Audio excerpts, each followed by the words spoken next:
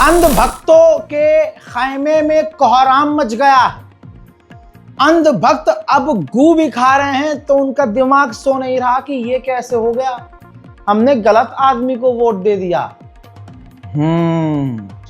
हमेशा से बोलता आया हूं कि भारत उन देशों में शामिल है जो देश सबसे पहले फिलिस्तीन को मान्यता दे चुके थे।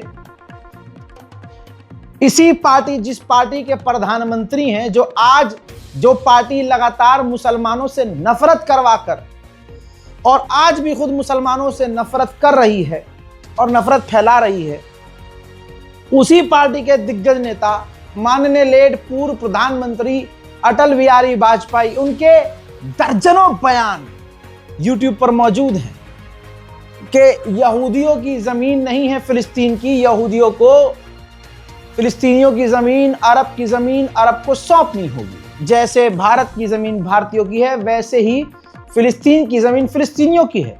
ऐसे भारत के तमाम दिग्गज नेताओं के बयानात मौजूद हैं यूट्यूब पर। लेकिन क्योंकि ये आरएसएस की कौम है, इसने इतनी फिजा में नफरत फैलाई। इनका कॉन्सेप्ट ये है कि दुनिया का कोई भी मुसलमान हो, मुसलमान अगर सही रास्ते पे भी होगा, हम इसलिए उधर नहीं जाएंगे क्योंकि वो मुसलमान है। ये एक छोटा सा फॉर्मूला इनके गंदे दिमाग में सेट है। अब सुनिए, इन्हीं की पार्टी की सरकार ने, हमारे इस भारत ने और भारत की विदेश नीति ने इनके ही मुंह पर थूक दिया है और एक तरह से मोदी जी ने अंधभक्तों के साथ खेल कर दिया है। दोस्तों, मिडिल ईस्ट के हमारे जो एनवॉय हैं यूएन के अंदर, फिलिस्तीन और इजराइल पर जब बहस हो रही थी, भारत का जब मौका आया तो भारत के प्रतिनिधि ने यूएन में साफ कहा और जो बयान दिया है, अखबारों ने, भारत की गडोली मीडिया ने खुद लिखा है कि इजराइल को भारत ने झटका दिया है। फॉर एग्जाम्पल, ये रही हिंदी की रिपोर्ट है, आपकी स्क्रीन पर है, आप सिर्फ इसका टाइटल पढ़ लीजिए। टाइटल में इन्होंने, गोदी मीडिया ने खुद लिखा है कि इजराइल को झटका, डोनाल्ड ट्रंप की तारीफ, फिलिस्तीन पर भारत ने संयुक्त राष्ट्र में मजबूती से रखी बात। अब मैं बताता हूं क्या कहा। भारत के तरफ से भारतीय मिडिल ईस्ट के जो एनवॉय हैं, उन्होंने कहा कि 2 स्टेट सॉल्यूशन ही बेहतरीन सॉल्यूशन है। सुभान अल्लाह, यही तो हम कह रहे हैं। मुसलमान को गाली बकी जाती है ना, सुनिए अंधभक्तों, तुम बर्दाश्त नहीं कर पाओगे, तुम्हारे गुर्दे फेल हो जाएंगे। लेकिन सुनो, मोदी सरकार ने इजराइल के खिलाफ बयान दिया है और फिलिस्तीन का साथ दिया है। कहा कि 2 स्टेट सॉल्यूशन बहुत जरूरी है, तभी इलाके में शांति आ सकती है, उसके बिना शांति नहीं आ सकती। हम हमेशा की तरह से फिलिस्तीन की संप्रभुता के साथ हैं, अखंडता के साथ हैं। फिलिस्तीन को और फिलिस्तीनियों को उनके अधिकार मिलने चाहिए, वो आज़ाद हैं, फिलिस्तीनी आज़ाद होने चाहिए, उनकी आम जिंदगी हमारी जैसी होनी चाहिए। आगे उन्होंने ये भी कहा कि एक तरफा अगर दोनों पार्टी में से कोई डेवलपमेंट करता है तो ये गलत है, हम उसके खिलाफ हैं। ये किस तरफ इशारा है? अभी 3 दिन पहले जब इजराइल ने वेस्ट बैंक पर एक तरफा कब्जे का ऐलान कर दिया, उसी पर भारत ने लठ बजा दिया इजराइल को, कह दिया कि एक तरफा कोई अगर डेवलपमेंट कर रहा है, हरधर्मी कर रहा है, तो हम इस चीज के साथ नहीं हैं। हजरात, रिपोर्ट में यह कहा गया है कि भारत के रिश्ते भले ही इजराइल के साथ कुछ समय में बेहतर हुए हैं, लेकिन भारत ने हमेशा की तरह फिलिस्तीन का ही साथ दिया है। डोनाल्ड ट्रंप की तारीफ करते हुए मिडिल ईस्ट के भारतीय एनवॉय ने कहा है, यूएन के अंदर कहा है, यह है सुभान अल्लाह वाली बात। 22 सितंबर 2025 को मीटिंग में कह दिया है, एक तरफा जो डेवलपमेंट का ऐलान किया जा रहा है, हम उसके साथ नहीं हैं। फिलिस्तीनी जो लोग हैं उनको इस तरह से परेशान नहीं करना चाहिए, वो आज़ाद हैं। साथ में उन्होंने ये भी कह दिया कि ट्रंप ने जो कमाल का काम किया है, हम उनको सराहते हैं। मिडिल ईस्ट में जो शांति की नींव रखी है ट्रंप ने, वो बेहतरीन है और ये टूटनी नहीं चाहिए, ये शांति की बात खत्म नहीं होनी चाहिए। और सुनिए, भारत ने मिडिल ईस्ट में कहा कि हमेशा से भारत ने फिलिस्तीन को मदद दी है, साथ में उन्होंने अमाउंट भी घोला है $170 मिलियन। अंधभक्तों, तुम्हारे बाप ने $170 मिलियन की मदद फिलिस्तीन को पहुंचाई है, जिसके अंदर बहुत सारे डेवलपमेंट प्रोजेक्ट्स भी हैं। फिलिस्तीन के डेवलपमेंट प्रोजेक्ट्स, उसके अंदर भी भारत ने पैसा दिया है, चंदा दिया है। और यहां तुम मुसलमान को गाली बक रहे हो। हा, इसे कहते हैं धार अपनी हवा में मारना और अपनी धार से नहा लेना। आगे उन्होंने ये कहा कि हम उम्मीद करते हैं, हम इस नजर से देखते हैं कि फिलिस्तीन आजाद हो और आजाद वो नजर आए, फिलिस्तीन के लोग आजाद हों और वो आजादी से जिएं, और हम दोनों को, इजराइल और फिलिस्तीन को, सिक्योर बॉर्डर के साथ कामयाबी से आगे बढ़ते हुए देखना चाहते हैं, क्योंकि ये जो तस्वीरें अभी की हैं ये सही नहीं है। और 2 स्टेट सॉल्यूशन हर प्रॉब्लम का सॉल्यूशन। आइए अब गू चढ़े कुछ कहेंगे, अरे ये ऐसा तो नहीं हो, ये बोला ही नहीं। पूरा वीडियो अंधभक्तों के मुंह पर चिपकाइए मेरे साथ और बिस्मिल्लाह करके इस वीडियो को शेयर कीजिए। The short-term gains of the recent diplomatic outcomes must pave the way for medium to long-term political commitments and practical action on the ground towards the realization of a two-state solution. As India underscores its unwavering support to the inalienable rights of the Palestinian people to self-determination, national independence and sovereignty, the high-level conference on the implementation of the two-state solution in the UN on 22nd September 2025 underlined the way forward. The two-state solution is the only pragmatic path. Since India's recognition of the state of Palestine in 1988, India has consistently advocated certain critical parameters. A sovereign, independent, viable state of Palestine, living side by side in peace and security with Israel, within secure and recognized borders. Another central element is economic prospects and viability of a Palestinian state. Aid is essential in the short term for rehabilitation and reconstruction. Palestinian people cannot rebuild their lives without the support of the international community. India has been active on this front. The total support by India to the Palestinian people is to the tune of over $170 million, which includes projects worth $40 million in various stages of implementation. Our commitment manifests in various forms depending upon the needs and priorities of the Palestinian people. We have implemented human-centric projects bilaterally and also partnered with the United Nations and the Palestinian Authority in this regard. Over the last 2 years alone, India has provided relief assistance of nearly 135 metric tons of medicines and supplies. Looking ahead, these initiatives must be coupled with the creation of economic frameworks and mechanisms that are conducive for social development, investment. चलो अनभक्तो, जल्दी पेशाब पियो। और भाई, एक ये जो BJP है, इसने मुसलमानों के खिलाफ इतनी आग मूती है, मुसलमानों के खिलाफ इतनी नफरत फैलाई है, मुसलमानों के खिलाफ नफरत की झाड़ को इतना बड़ा कर दिया है कि आज अगर उस झाड़ को खुद बीजेपी पकड़ेगी तो हाथ में कांटा उनके ही चुभेगा। इसीलिए मोदी जी, योगी जी, कभी योगी जी के तो भूल जाइए, वो तो मुसलमानों को उनका बस नहीं चल रहा, पता नहीं क्या करते, लेकिन मोदी जी फ्रंट पर आकर मुसलमानों के हक में क्यों नहीं बोलते। उससे उन्हीं के लोग, जो कांटेदार पेड़ उगाया है बीजेपी ने नफरत का, अगर इसको खुद पकड़ेगी तो कांटा चुभ जाएगा। इसलिए मोदी जी खुद, क्योंकि उनके ही लोग गरियाना लगेंगे, उनके लोग उनके आज खुद सगे नहीं हैं। अबे जिनको आपने सिर्फ जहर पिलाया हो वो कभी मोहब्बत की बात समझ ही नहीं सकता। जैसे नव भारत टाइम्स की ये रिपोर्ट जहां छपी अखबार में, डिजिटल मीडिया में, उसका कमेंट मैं आपको दिखाता हूं। ये देखिए, मोदी जी के चाहने वाले हैं, कमेंट क्या किया इसने, लगता है मोदी जी को भी नोबेल पीस प्राइज चाहिए।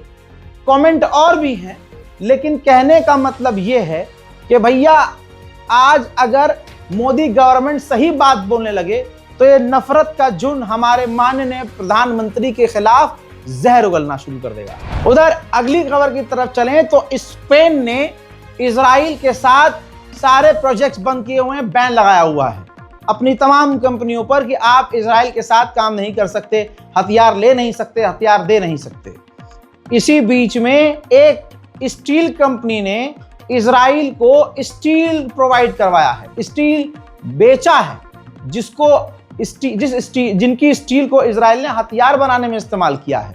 अब जब खुलासा हुआ तो स्पेन की सरकार गर्म हो गई और स्पेन की सरकार ने अपने स्पेन की उसी स्टील कंपनी के खिलाफ जांच शुरू कर दी है। उधर रजब तैयब एर्दोगान ने अपने दोस्तों, अपने एलाइज अमेरिका से कहा है कि इजराइल सीज फायर तोड़ रहा है, इजराइल पर प्रेशर बनाइए कि वो सीज फायर न तोड़े, गाजा में मदद जाने दे, और हम लगातार टच में हैं, बात कर रहे हैं कि हम अपनी तुर्की की फौज गजा में भेज सकें। कल तक ये जबरदस्ती मुस्कुराए कह रहे थे इजराइल वाले, और इजराइल का जो चाटने वाले हैं कि इजराइल जीत गया, इजराइल हम जीत गए। सच्चाई में कहता हूं कुछ और होती है। ये लीजिए, इजराइल के अखबार में ही छप गया है। इजराइल ने आधिकारिक तौर पर, इजराइल का चैनल 12 क्लेम कर रहा है, चैनल 12 ने ये खबर शाया करी और टाइम्स ऑफ इजराइल ने छाप दी।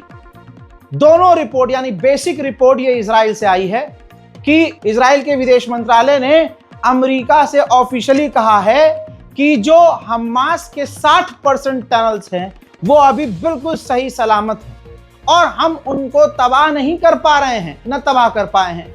लिहाजा अमेरिका हमारी मदद करे और हमास के वो 60% जो टनल्स हैं उसको तबाह कर दे। अंधभक्त बेचारे जहां खुश होते हैं वहीं इजराइल उनको खुद रेल देता है। अरे यार भाई, खुश होने दिया करो यार, ये बेचारे इतने मासूम हैं, पेशाब पी के खुश हो जाते हैं, गोबर जमीन में पोत के सोचते हैं शुद्धिकरण कर दिया हमने। ऐसी मानसिकता वालों को प्लीज कुछ दिन तो खुश रहने दिया करो यार। वहीं दुनिया देख रही है, इसी वजह से, ऐसी हरकतों की वजह से अंधभक्त और इजराइल पूरी दुनिया में बदनाम हो चुके हैं। ये जो पेशाब वाले लोग हैं, गू चाटने वाले, इनकी तो कहानी पूरी दुनिया में फेमस हो गई है, वीडियोस वायरल हो रहे हैं। दिवाली पर आपने देखा ही होगा, इन्होंने, मुसलमानों ने इस बार बहुत दिमाग लगाया, भाई हम कुछ बोलेंगे ही नहीं, हम कुछ ही बोलते हैं, अरे तू गद्दार है, तू राम जी का विरोधी है, तू ये है वो है। अरे भाई बम फोड़ रहे हो, फोड़ो। फोड़ते फोड़ते उन्होंने दिल्ली का हाल क्या कर दिया, पूरी दुनिया में सबसे पॉल्यूटेड सिटी दिल्ली। सिर्फ इतना ही नहीं, अजाब बन गए ये लोग अपनी ही कौम के लिए। वो वीडियोस आपको सोशल मीडिया में मिलेगी, ये जो प्लास्टिक की कैनन गन बनाई है इन लोगों ने, ये ट्रेंड चले और वीडियो भाई रील वायरल हो रही है। पीछे पाइप लगाया है, आगे एक छोटा पाइप लगाया है, पीछे लाइटर लगा दिया है, उसमें पानी डाल रहे हैं, 2 पत्थर डाल रहे हैं, पत्थर फेंक रहे हैं, फिर उसको शेक कर रहे हैं, धप, और वाह हैप्पी दिवाली। ये हैप्पी दिवाली इनके लिए कौन सी दिवाली बन गई है, जाकर आप इंटरनेट पर देखिए। किसी की आंख फूट गई, किसी का मुंह जल गया, किसी का कुछ जल गया, और ऐसे हादसे पूरे हिंदुस्तान में हुए, पूरे भारत में हुए। इनको चढ़ाया था ना भाजपा वालों ने, जो पटाखा जलाने से मना कर दे वो यदमुल्ला है, वो कटमुल्लो। अब किसका नुकसान हुआ? मुसलमान का तो नहीं हुआ। अमेरिका में, दुबई में, ये जहां जहां मौजूद हैं वहां भाई साहब एक्सट्रीम लेवल पर पटाखे फोड़ रहे थे। ये देखिए, अमेरिका के अंदर इनको लग रहा कि अमेरिका में भी हमारा अच्छा बज रहा है। भाई अमेरिका ने बजा दिया इन्हें। ये जहां भारतीय स्ट्रीट है, जिस इलाके में भारतीय ज्यादातर रहते हैं, वहां भाई साहब ये सोच रहे थे हम तो भाई योगी जी के शहर में रह रहे हैं, योगी जी तो खुद पटाखे फोड़ेंगे, ऐसे कैसे मना कर देंगे। भाई इतना नॉइस पोल्यूशन हुआ कि अमेरिका की पुलिस वहां पर आई और वाटर कैनन से सबके पटाखे, पूरे इलाके में पानी पानी कर दिया कि कोई पटाखे ना फोड़े। आप समझ रहे हैं किस लेवल पर ये फेमस हो गए हैं सारी दुनिया में, आप सोच भी नहीं सकते। हजरात, अब आगे बढ़ते हैं। ऐसी ही मानसिकता वाले पूरे कहीं के भी हों, बदनाम अपने मुल्क को करते हैं। ये तस्वीर देखिए, वेस्ट बैंक में इजरायली सेटलर्स ने फिलिस्तीनियों की गाड़ियों में आग लगाई। ये दिन में एक बार नहीं हो रहा है, ये दिन में 5-5 मरतबा हो रहा है। जो बात मैंने कही है कि अब इजराइल और इजराइल के लोग ऐलान करके नहीं कर रहे हैं, लेकिन वो वेस्ट बैंक पर कब्जा कर रहे हैं। और ऐसा नहीं है कि सब खत्म हो गया है, या तो ईरान से टकराने की तैयारी चल रही है, ईरान पर हमला करने की या दोबारा से गाजा पर हमला करने की। अमेरिका और इजराइल इसमें खेल खेल रहे होंगे, क्योंकि अमेरिका ये देखिए भर भर कर इजराइल को हथियार भेज रहा है। इजराइल के जो मिलिट्री बेस हैं वहां पर अमेरिका के कार्गो जहाज हथियार लेकर उतर रहे हैं। उधर ईरान के हैकरों ने अलग ही तहलका मचा रखा है। ईरान ने आधिकारिक तौर से एक वीडियो लीक कर दी है और ईरान ने इसके अंदर दिखाया है कि हमारे हैकरों ने इजराइल की हथियार बनाने वाली कंपनियां, इजराइल के फौजियों की पर्सनल जानकारियां, कौन कहां तैनात है, कौन किस जगह तैनात है, कौन कौन सैन्य अधिकारी गाजा के अंदर, फिलिस्तीन के अंदर और हमारे खिलाफ क्या क्या कर चुका है। और एल्बिट सिस्टम, जो एल्बिट सिस्टम है हथियार बनाने की सबसे बड़ी कंपनी, उसके दफ्तर का वीडियो, उसके एम्प्लॉइज का वीडियो, उसकी कंपनी में काम करने वाले लोगों का वीडियो, हथियार और हथियार की तमाम जानकारी, और दोस्तों एल्बिट सिस्टम और इजराइल के ऑफिशियल्स की पर्सनल वीडियो, सीसीटीवी फुटेज जो मैं आपको आपकी स्क्रीन पर दिखा रहा हूं, इजराइल के सेना के अधिकारी, इजराइल के जो हथियार बनाने वाली कंपनियां हैं उनके नक्शे, हथियारों के नक्शे, टैंक ड्रोन के नक्शे, टैंक और ड्रोन का ब्लूप्रिंट, कंपनी के तमाम जानकारियां, कंपनी का नक्शा, कहां दरवाजा है, कहां क्या चीज है, इजराइल के आर्म व्हीकल्स की तमाम जानकारियां, आर्म व्हीकल्स का ब्लूप्रिंट, तमाम चीजें भाई लीक कर दी हैं। और इससे इजराइल का हलक क्या, बहुत सारी चीजें होती हैं जिसमें वो सब चीज सूख चुकी हैं। इजराइल को समझ में नहीं आ रहा है कि इतनी सीक्रेट जानकारी इतनी आराम से ईरान के हैकर्स ने कैसे हैक कर ली और ईरान की सरकार खेल गई। ईरान की सरकार ने उसको जारी कर दिया, दुनिया के सामने रख दिया।